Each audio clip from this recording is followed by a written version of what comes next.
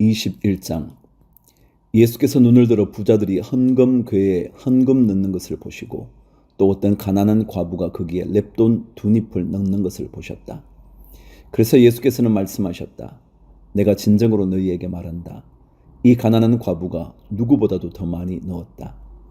저 사람들은 다 넉넉한 가운데서 자기들의 헌금을 넣었지만 이 과부는 구차한 가운데서 가지고 있는 생활비 전부를 털어 넣었다. 몇몇 사람들이 성전을 가리켜서 아름다운 돌과 봉헌물로 꾸며 놓았다고 말들을 하니 예수께서 말씀하셨다. 너희가 보고 있는 이것들이 돌 한 개도 돌 위에 남지 않고 다 무너질 날이 올 것이다. 제자들이 예수께 물었다. 선생님, 그러면 이런 일들이 언제 있겠습니까? 또 이런 일이 일어나려고 할 때에는 무슨 징조가 있겠습니까? 예수께서 대답하셨다. 너희는 속지 않도록 조심하여라. 많은 사람이 내 이름으로 와서 말하기를 내가 그리스도다 하거나 때가 가까이 왔다 할 것이다. 그러나 그들을 따라가지 말아라. 전쟁과 난리의 소문을 듣더라도 두려워하지 말아라. 이런 일이 반드시 먼저 일어나야 한다. 그러나 종말이 곧 오는 것은 아니다. 그때 예수께서 그들에게 말씀하셨다. 민족이 일어나 민족을 치고 나라가 일어나 나라를 칠 것이다. 큰 지진이 나고 곳곳에 기근과 역병이 생기고 하늘로부터 무서운 일과 큰 징조가 나타날 것이다. 그러나 이 모든 일이 일어나기에 앞서 사람들이 너희에게 손을 대어 박해하고 너희를 회당과 감옥에 넘겨줄 것이다. 너희는 내 이름 때문에 왕들과 총독들 앞에 끌려갈 것이다. 그러나 이것이 너희에게는 성언할 기회가 될 것이다. 그러므로 너희는 변호할 말을 미리부터 생각하지 않도록 명심하여라. 나는 너희의 모든 적대자들이 맞서거나 반박할 수 없는 구변과 지혜를 너희에게 주겠다. 너희의 부모와 형제와 친척과 친구들까지도 너희를 넘겨줄 것이요 너희 가운데서 더러는 죽일 것이다. 너희는 내 이름 때문에 모든 사람에게 미움을 받을 것이다. 그러나 너희는 머리카락 하나도 잃지 않을 것이다. 너희는 참고 견디는 가운데 너희의 목숨을 얻어라. 예루살렘이 군대에게 포위당하는 것을 보거든 그 도성의 파멸이 가까이 온 줄 알아라. 그때에 유대에 있는 사람들은 산으로 도망하고 그 도성 안에 있는 사람들은 거기에서 빠져나가고 산골에 있는 사람들은 그 성 안으로 들어가지 말아라. 그때가 기록된 모든 말씀이 이루어질 징벌의 날들이기 때문이다. 그날에는 아이 뵌 여자들과 젖먹이가 딸린 여자들은 화가 있다. 땅에는 큰 재난이 닥치겠고 이 백성에게는 무서운 진노가 내릴 것이다. 그들은 칼날에 쓰러지고 뭇 이방 나라의 포로로 잡혀갈 것이요 예루살렘은 이방 사람들의 때가 차기까지 이방 사람들에게 짓밟힐 것이다. 그리고 해와 달과 별들에서 징조들이 나타나고 땅에서는 민족들이 바다와 파도의 성난 소리 때문에 어쩔 줄을 몰라서 괴로워할 것이다. 사람들은 세상에 닥쳐올 일들을 예상하고 무서워서 기절할 것이다. 하늘의 세력들이 흔들릴 것이기 때문이다. 그때 사람들은 인자가 큰 권능과 영광을 띠고 구름을 타고 오는 것을 볼 것이다. 이런 일들이 일어나기 시작하거든 일어서서 너희의 머리를 들어라. 너희의 구원이 가까워지고 있기 때문이다. 예수께서 그들에게 비유를 하나 말씀하셨다. 무화과 나무와 모든 나무를 보아라. 잎이 돋으면 너희는 스스로 보고서 여름이 벌써 가까이 온 줄을 안다. 이와 같이 너희도 이런 일들이 일어나는 것을 보거든 하나님의 나라가 가까이 온 줄로 알아라. 내가 진정으로 너희에게 말한다. 이 세대가 끝나기 전에 이 모든 일이 다 일어날 것이다. 하늘과 땅은 없어질지라도 내 말은 절대로 없어지지 않을 것이다. 너희는 스스로 조심해서 방탕과 술 취함과 세상살이의 걱정으로 너희의 마음이 짓눌리지 않게 하고 또한 그날이 덫과 같이 너희에게 닥치지 않게 하여라. 그날은 온 땅에 사는 모든 사람에게 닥칠 것이다. 그러니 너희는 앞으로 일어날 이 모든 일을 능히 피하고 또 인자 앞에 설 수 있도록 기도하면서 늘 깨어 있으라. 예수께서는 낮에는 성전에서 가르치시고 밤에는 나와서 올리브산이라고 하는 산에서 지내셨다. 그런데 모든 백성이 그의 말씀을 들으려고 이른 아침부터 성전으로 모여 들었다. 22장. 유월절이라고 하는 무교절이 다가왔다. 그런데 대제사장들과 율법학자들은 예수를 없애버릴 방책을 찾고 있었다. 그들은 백성을 두려워하였다. 열둘 가운데 하나인 가룟이라는 유다에게 사탄이 들어갔다. 유다는 떠나가서 대제사장들과 성전 경비대장들과 더불어 어떻게 예수를 그들에게 넘겨줄지를 의논하였다. 그래서 그들은 기뻐하여 그에게 돈을 주겠다고 약조하였다. 유다는 동의하고 무리가 없을 때 예수를 그들에게 넘겨주려고 기회를 노리고 있었다. 유월절 양을 잡아야 하는 무교절 날이 왔다. 예수께서 베드로와 요한을 보내시며 말씀하셨다. 가서 우리가 먹을 수 있게 유월절을 준비하여라. 그들이 예수께 말하였다. 어디에다 준비하기를 바라십니까? 예수께서 대답하셨다. 너희가 성 안으로 들어가면 물 한 동이를 메고 오는 사람을 만날 것이니 그가 들어가는 집으로 따라가거라. 그리고 그 집주인에게 말하기를 선생님께서 당신에게 말씀하시기를 내가 내 제자들과 함께 유월절 음식을 먹을 그 방이 어디에 있느냐고 하십니다. 하여라. 그러면 그 사람은 자리를 깔아놓은 큰 다락방을 너희에게 보여줄 것이니 너희는 거기에다 준비를 하여라. 그들이 가서 보니 예수께서 말씀하신 그대로였다. 그리하여 그들은 유월절을 준비하였다. 14절. 시간이 되어서 예수께서 자리에 앉으시니 사도들도 그와 함께 앉았다. 예수께서 그들에게 말씀하셨다. 내가 고난을 당하기 전에 너희와 함께 이 유월절 음식을 먹기를 참으로 간절히 바랐다. 내가 너희에게 말한다. 유월절이 하나님의 나라에서 이루어질 때까지 나는 다시는 유월절 음식을 먹지 않을 것이다. 그리고 잔을 받아서 감사를 드리신 다음에 말씀하셨다. 이것을 받아서 함께 나누어 마셔라. 내가 너희에게 말한다. 나는 이제부터 하나님의 나라가 올 때까지 포도나무 열매에서 난 것을 절대로 마시지 않을 것이다. 예수께서는 또 빵을 들어서 감사를 드리신 다음에 떼어서 그들에게 주시고 말씀하셨다. 이것은 너희를 위하여 주는 내 몸이다. 이것을 행하여 나를 기억하여라. 그리고 저녁을 먹은 뒤에 잔을 그와 같이 하시고서 말씀하셨다. 이 잔은 너희를 위하여 흘리는 내 피로 세우는 새 언약이다. 그러나 보아라. 나를 넘겨줄 사람의 손이 나와 함께 상 위에 있다. 인자는 하나님께서 정하신 대로 가지만 인자를 넘겨주는 그 사람에게는 화가 있다. 그들은 자기들 가운데 이런 일을 할 사람이 누구일까 하고 자기들끼리 서로 물었다. 24절. 제자들 가운데서 누구를 가장 큰 사람으로 칠 것이냐는 물음을 놓고 그들 사이에 말다툼이 벌어졌다. 예수께서 그들에게 말씀하셨다. 뭇 민족들의 왕들은 백성들 위에 군림한다. 그리고 백성들에게 권세를 부리는 자들은 은인으로 행세한다. 그러나 너희는 그렇지 않다. 너희 가운데서 가장 큰 사람은 가장 어린 사람과 같이 되어야 하고 또 다스리는 사람은 섬기는 사람과 같이 되어야 한다. 누가 더 높으냐? 밥상에 앉은 사람이냐? 시중 드는 사람이냐? 밥상에 앉은 사람이 아니냐? 그러나 나는 섬기는 사람으로 너희 가운데 있다. 너희는 내가 시련을 겪는 동안에 나와 함께한 사람들이다. 내 아버지께서 내게 왕권을 주신 것과 같이 나도 너희에게 왕권을 준다.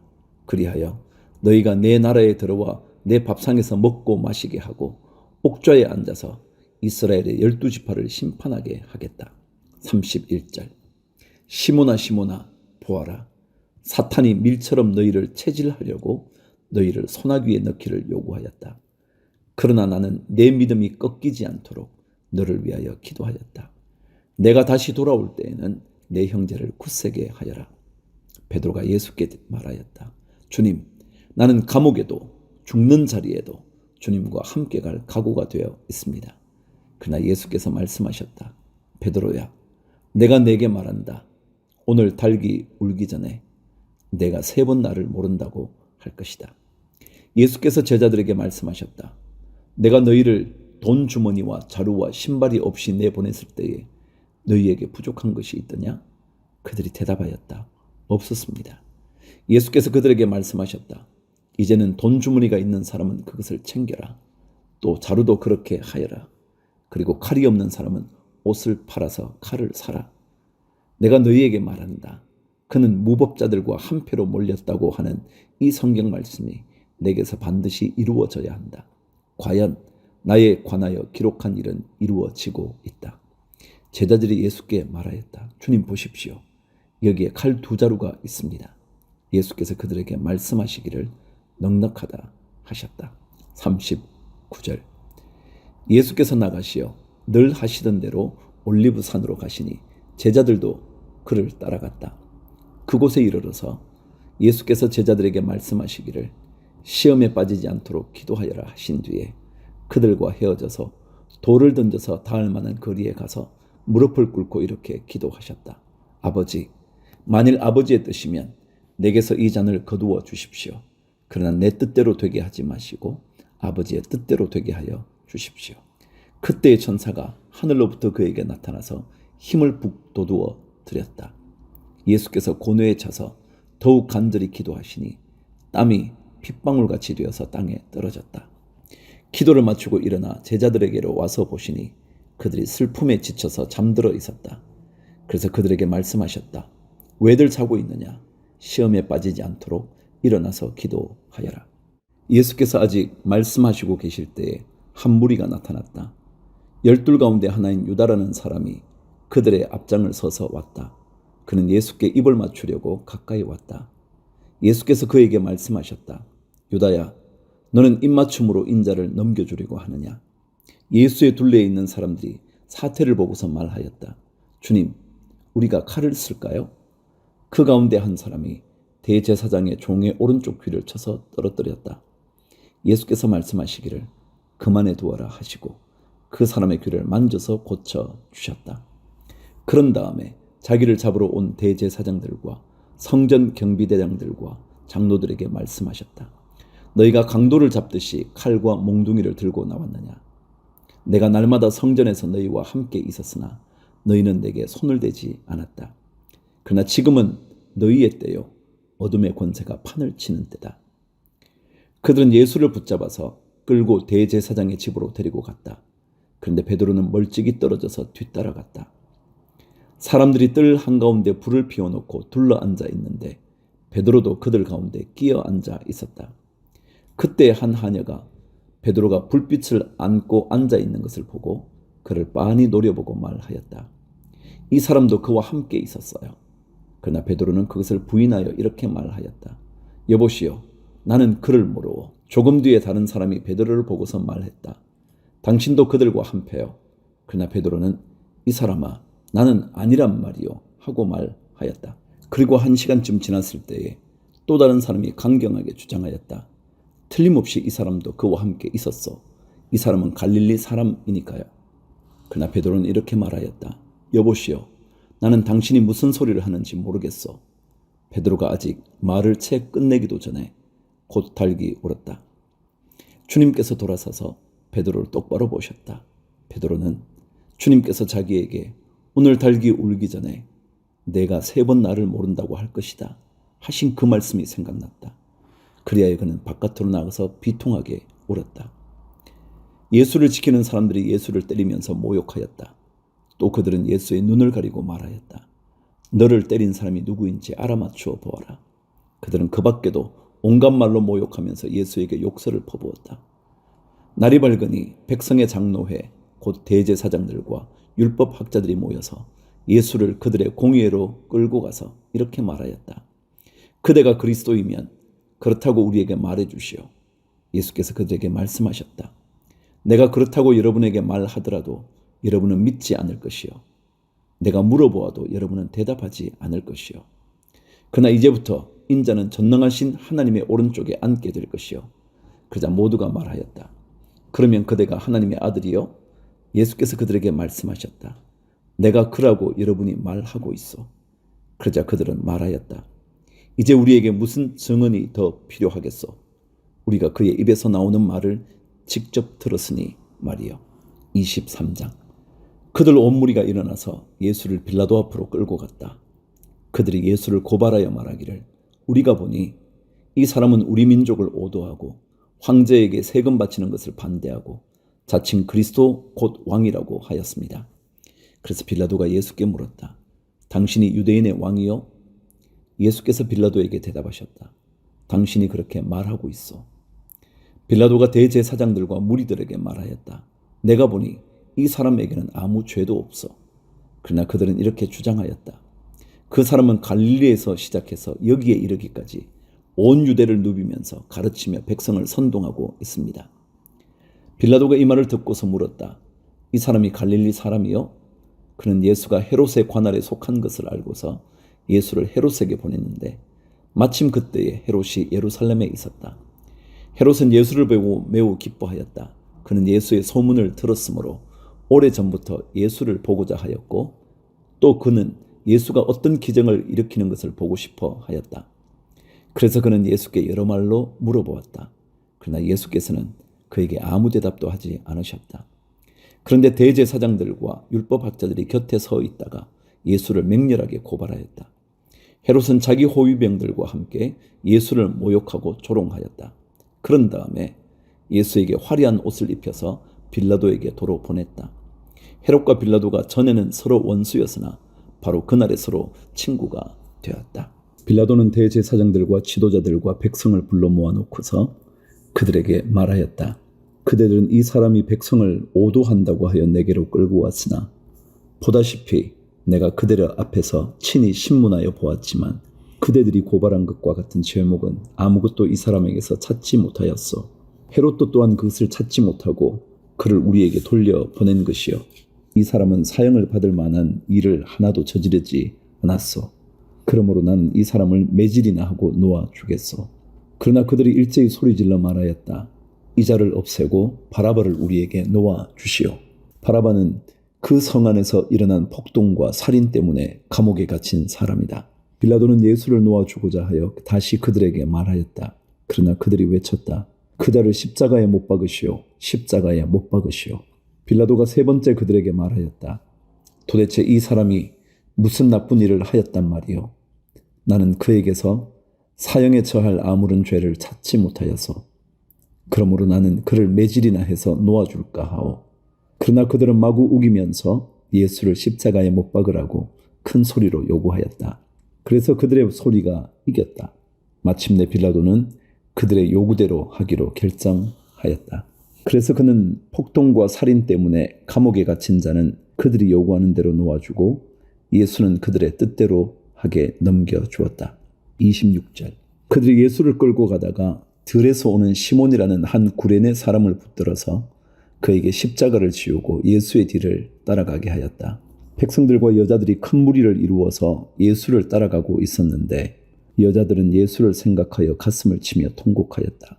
예수께서 여자들을 돌아다 보시고 말씀하셨다. 예루살렘의 딸들아, 나를 두고 울지 말고 너희와 너희 자녀를 두고 울으라. 보아라, 아이를 베지 못하는 여자와 아이를 낳아 보지 못한 태와 젖을 먹여보지 못한 가슴이 복되다 하고 사람들이 말할 날이 올 것이다. 그때 사람들이 산에다 대고 우리 위에 무너져 내리라 하며 언덕에다 대고 우리를 덮어버리라 하고 말할 것이다. 나무가 푸른 계절에도 사람들이 이렇게 하거든 하물며 나무가 마른 계절에야 무슨 일이 벌어지겠느냐. 다른 죄수 두 사람도 예수와 함께 처형장으로 끌려갔다. 그들은 해골이라 하는 곳에 이르러서 거기서 예수를 십자가에 달고 그 죄수들도 그렇게 하였는데 한 사람은 그의 오른쪽에 한 사람은 그의 왼쪽에 달았다. 그때 예수께서 말씀하셨다. 아버지, 저 사람들을 용서하여 주십시오. 저 사람들은 자기네가 무슨 일을 하는지를 알지 못합니다. 그들은 제비를 뽑아서 예수의 옷을 나누어 가졌다. 백성은 서서 바라보고 있었고 지도자들은 비웃으며 말하였다. 이 자가 남을 구원하였으니 정말 그가 택하심을 받은 분이라면 자기나 구원하라지.